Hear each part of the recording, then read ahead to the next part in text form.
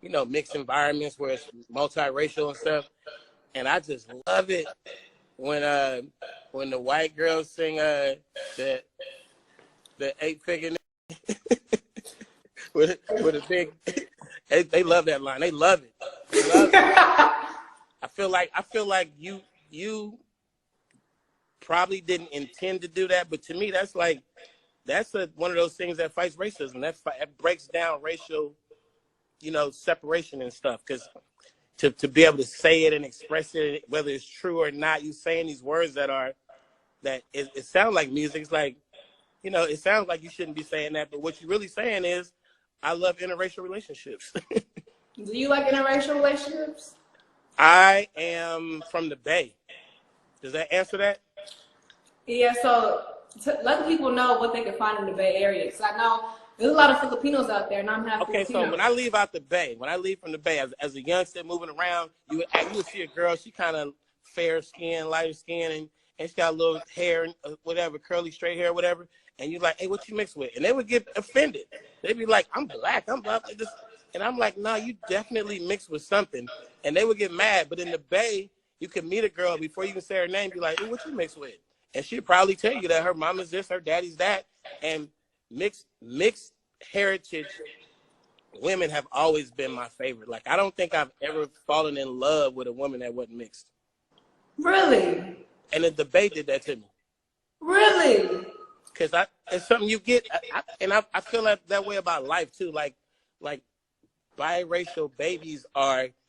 You could take the two ugliest from different races, and make a baby, and that baby just be beautiful.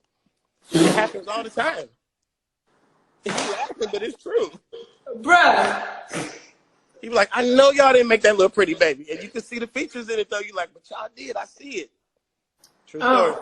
One thing that I really experienced about traveling outside the Bay Area, what's crazy is like there ain't a lot of Filipinos in the rest of America. Because when I say that I'm mixed with Filipino, they be like, you have exotic, but I'm like, nah, like in the Bay, that's normal. So I think it's crazy how different areas got their like dominant type of, you know, heritages. Because when you go to the Bay, it's Asians and it's black folks. Yeah, I seen a picture of your mama. You got Chip right off the old block. She did you good. You know, I'm defensive when it comes to my mom. I ain't said nothing except I know where you got it from. Oh yeah, she cute. She fine. She's finer than me. So yeah. She finer than me. Hey. Cause being pretty is just such a word that's been thrown around. And you know, you feel me? I heard your comment about, you feel me, when people come together, they make a beautiful baby. But black women is beautiful, period, on their own, with that, you know, with their own blood. You feel me?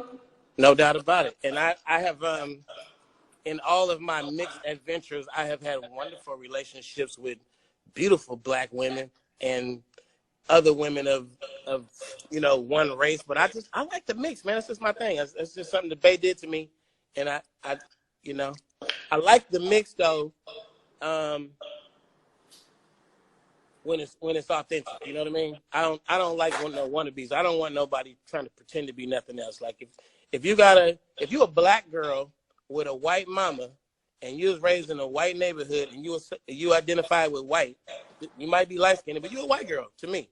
Be a white girl. You don't gotta get around black people and try to act like it. Be a white girl. And right. And any variation of that, just be who you are. So I'm cool with that. The Bay, I keep giving credit to the Bay. The Bay taught me that. It just taught me, like, going out to Berkeley and going over to San Francisco, different areas, and going to the suburbs. You out in Walnut Creek somewhere or something. People, it's so diverse. I just learned to not really get into the specs of race. And I think that what we're going through right now as citizens of the United States, not just the whole world, but the U.S., like, we really got to, like, let go of this whole race thing. It's been going on for a long time, hundreds of years. Somebody taught you to hate somebody else. Think for yourself. Investigate for yourself. Human beings have contributed to the human race throughout the ages. not just white people, not just black people, human beings, Asian people have given great things. Native Americans have given us great things.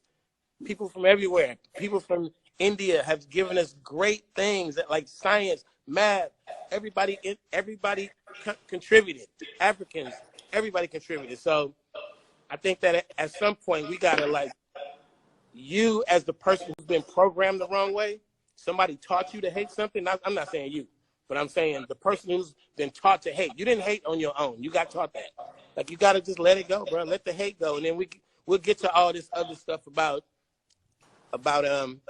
how we gonna fix ourselves completely as a whole. But you yourself just need to stop hating for no good reason. And that goes about No. how we gonna fix ourselves completely as a whole. But you yourself just need to stop hating for no good reason. And that goes.